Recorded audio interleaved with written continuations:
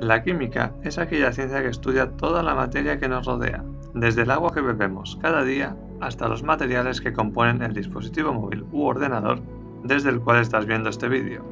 Básicamente, se centra en entender de qué está compuesta dicha materia, ya sea sólida, líquida o gaseosa, y cómo se transforma a través de reacciones químicas.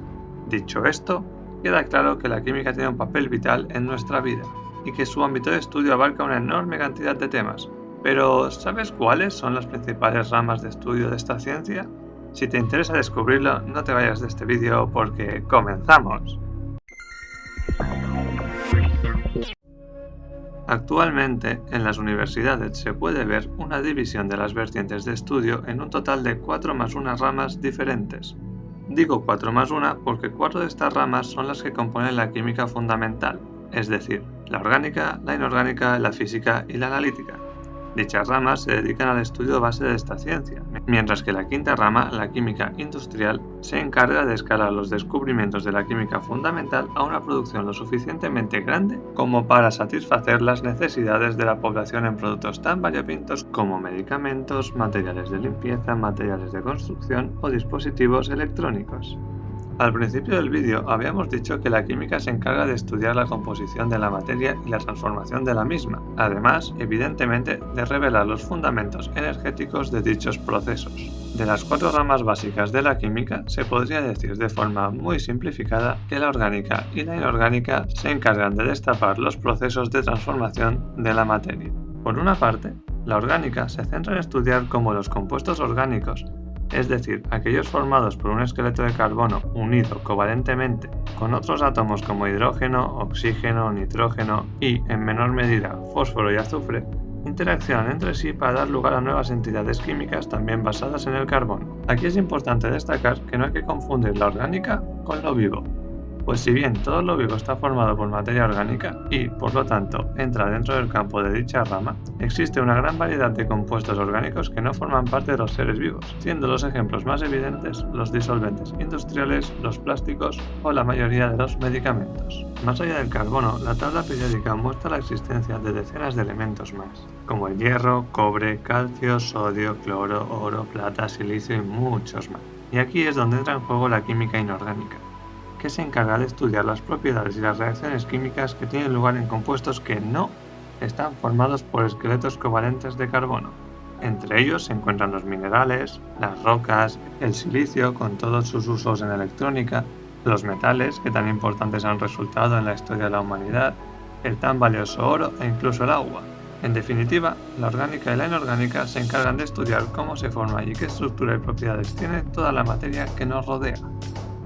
Además de la transformación de la materia, es trascendental para la química general, incluyendo la orgánica y la inorgánica, conocer la composición de la misma. Para ello, hay que recurrir a la química analítica.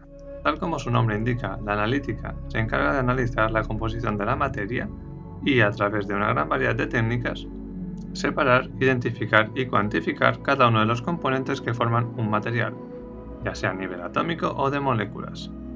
Esta rama de la química se combina a la perfección con la orgánica y la inorgánica, a través de técnicas como la resonancia magnética nuclear, la espectrometría de masas o la espectrofotometría de infrarrojo, que nos permiten conocer los átomos exactos que forman los diferentes componentes orgánicos e inorgánicos que nos rodean.